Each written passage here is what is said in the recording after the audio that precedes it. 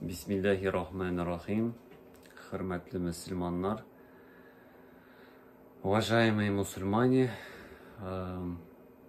вопрос, на который я обещал ответить, звучал следующим образом: разрешено ли уразалы килеш хатынны кшакларга һәм инде убәргә целовать и обнимать свою жену во время поста? Если ответить более кратко, то объятия, ласки не нарушают пост, если они не приводят к чему-то большему.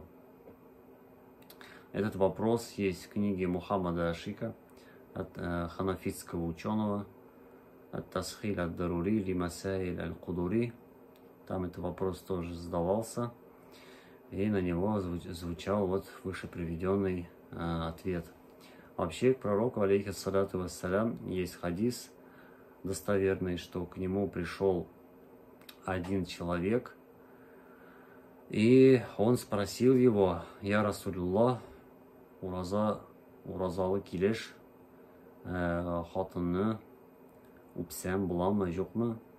То есть, можно ли во время поста, будучи постящимся, поцеловать свою жену? Пророк, саллаллаху алейхи вассалям, ему разрешил. Потом подошел к нему другой мужчина, другой человек, и задал аналогичный вопрос, на который пророк, саллаллаху алейхи вассалям, ему запретил это делать. Так вот, тот человек, которому он разрешил, он уже был преклонного возраста. А тот человек, которому он запретил целовать свою жену во время поста, был человеком молодым. Поэтому, если безнең хатынны кочаклаганда яки үпкәндә без үзебезне тота алмыйбыз икән, то есть если мы не можем контролировать себя, не сможем сконтролировать себя, и вот эти объятия, ласки, они могут привести к чему-то большему, то в этом случае обнимать и целовать жену, это будет не запрещено, но крайне нежелательно, дабы не нарушить пост.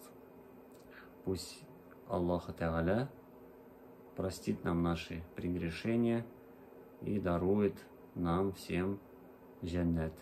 Ассаляму алейкум ва рахматуллахи ва баракатуху.